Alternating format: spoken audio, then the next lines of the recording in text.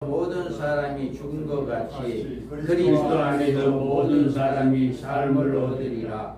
그러나 각각 자기 차례대로 되리니 먼저는 첫 열매인 그리스도요, 다음에는 그가 강림하실 때 그리스도에게 속한 자요, 그 후에는 마지막이니 그가 모든 통치와 모든 권세와 능력을 멸하시고 나라를 아버지 하나님께 바칠 때라. 아멘. 여기에서 보면 첫째 부활, 첫 번째 부활은 첫 열매인 예수 그리스도다.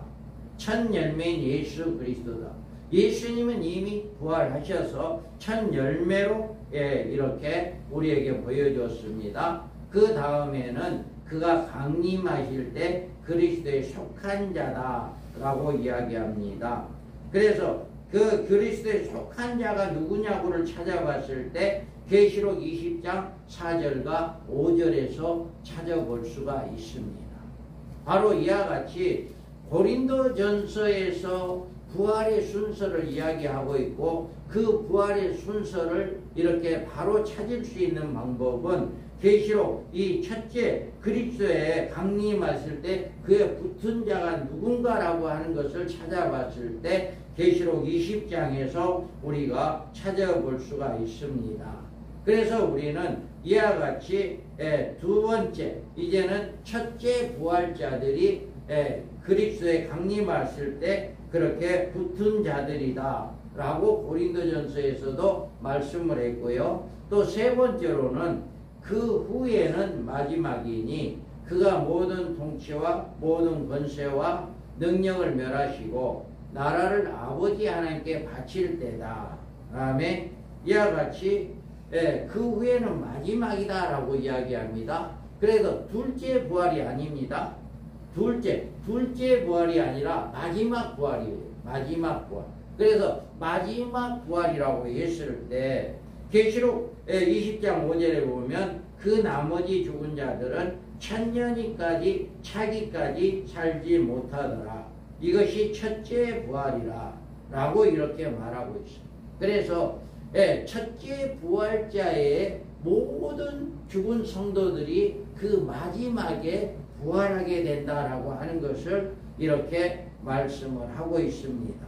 그래서 계시록 우리가 20장 11절에 보면 또 내가 크고 힘본 자와 그 위에 앉으신 이를 보니 땅과 하늘이 그 앞에 피하여 간대없더라.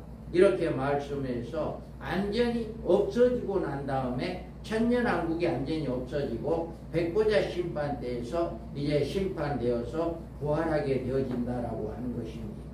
그래서 요한복음 5장의 29절에 보면 선한 일을 행한 자는 생명의 부활로 악한 일을 행한 자는 심판의 부활로 나온다라고 이렇게 말하고 있습니다. 그래서 주님이 재림할 때 모든 성도가 부활하는 것이 아니라 그리스도에게 붙은 자, 속한 자, 첫째 부활자들이 먼저 부활을 하게 되고 그 나머지 모든 성도들은 천년왕국이 차기까지 천국에서 안식을 누리고 있다가 백보자 심판 때에 나와서 부활하게 되어진다라고 하는 것을 우리가 잘 알 수가 있습니다. 그래서 이런 문제들을 해석을 하는 방법은 이렇게 문장적 해석을 통해서 다른 해석이 나온다라고 하는 것입니다. 그 다음에 우리가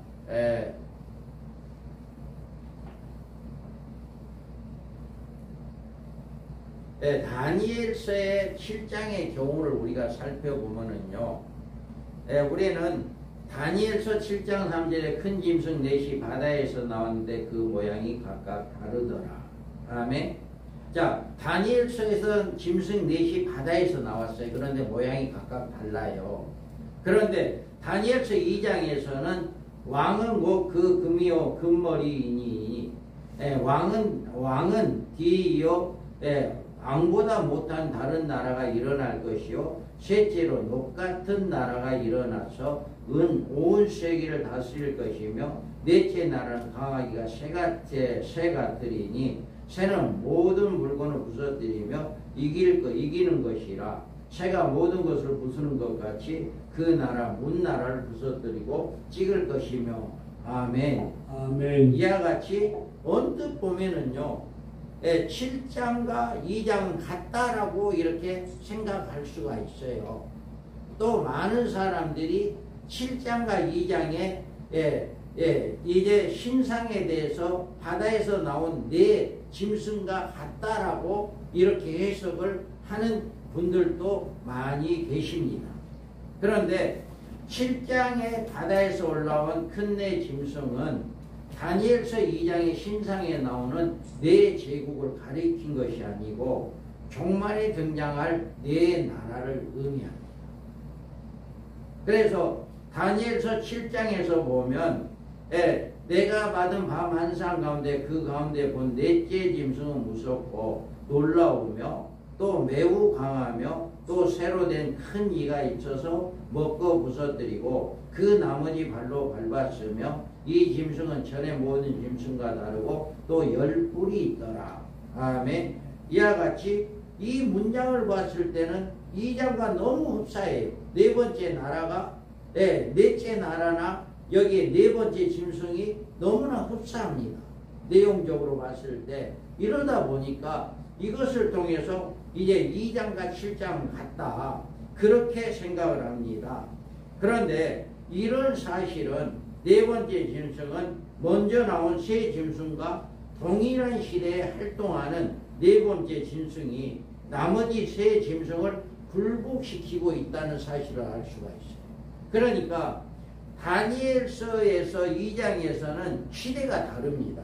네 번째 나라와 첫째는 바벨론, 메데바사, 헬라, 로마 이렇게 하면 그 시대가 다 다르잖아요. 그런데 다니엘서 7장에서 나오는 이 시대는 동시대를 이야기하는 거예요. 동시대. 그렇기 때문에 이것만을 통해서도 우리는 다르다라고 하는 것을 볼 수가 있어요. 입증을 할 수가 있습니다. 우리가 이제 제5제국에 대해서 이것을 이제 자세하게 더 이제 들어가 보겠습니다. 그러므로 언제나 이런 문제들을 해결하기 위해서는 문제가 된 사건이나 계시의 해석에는 합리적인 논리를 따라서 이렇게 해석을 해야 합니다. 그 다음에 성경 해석에는 언제나 본문에 철저하면서도 본문 전후 좌우에 맥이 바르게 연결되어야 합니다. 다음에 성경 해석에는 성경의 진리에서 이탈하는 일이 있어서는 안 되는 것입니다. 어떤 경우에도 문장의 흐름을 차단하거나 거슬러서도 안 됩니다. 그래서 성경 해석은 신학적 교리나 자기 주장에 집착하는 태도를 가져서는 안 된다라고 하는 것입니다.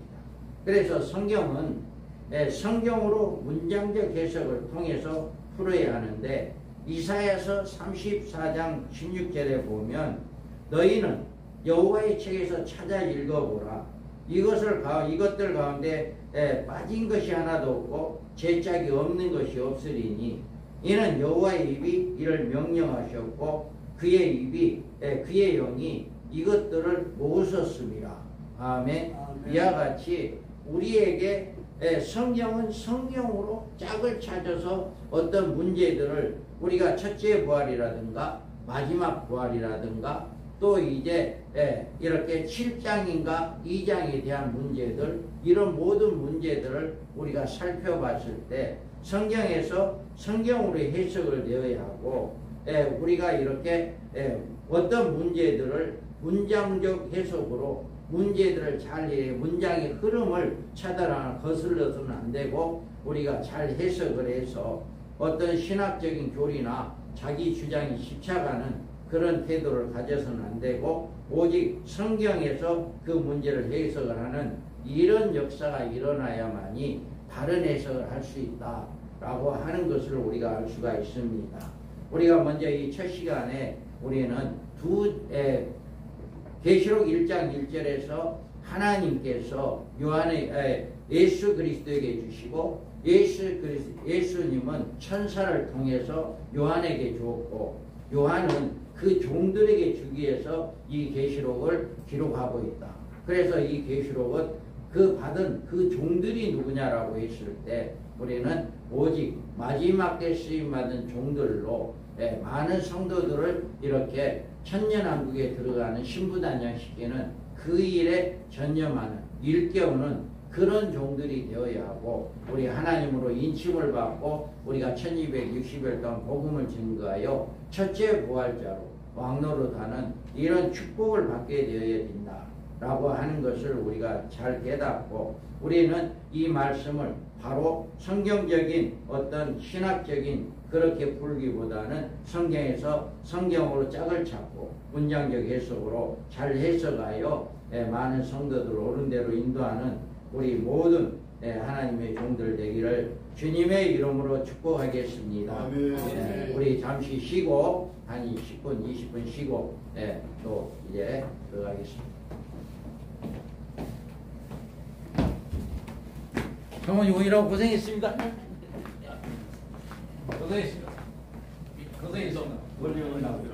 고생했습니다. 장성이나 단양이나 비슷할까? 장성이나 단양. 우리 장 목사님 그러면서 왜 팔에 뭐가 많이 붙었네?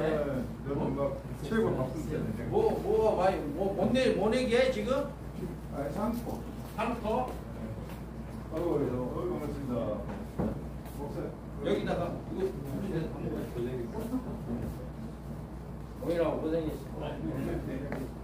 오늘 많은 양 보이네. 신경이